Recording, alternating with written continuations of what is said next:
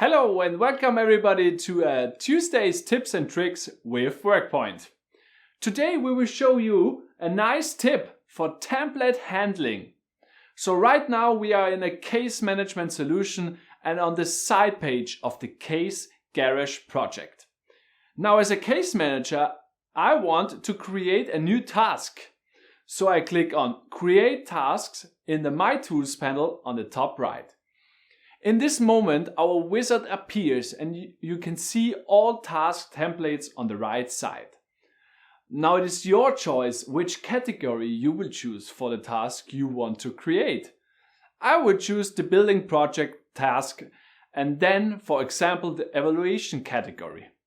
Then you can see 4 templates related to the evaluation category. As you can see, the task complete evaluation is required, but we can choose another one as well, like begin construction case processing. Then click the finalize button in the bottom right of the wizard. Now we have the opportunity to rename the task if we want or change, for example, the metadata. Then just click the save button. The WorkPoint system will now generate the tasks on the case based on the templates we selected. If we jump to the task list, we see our new tasks.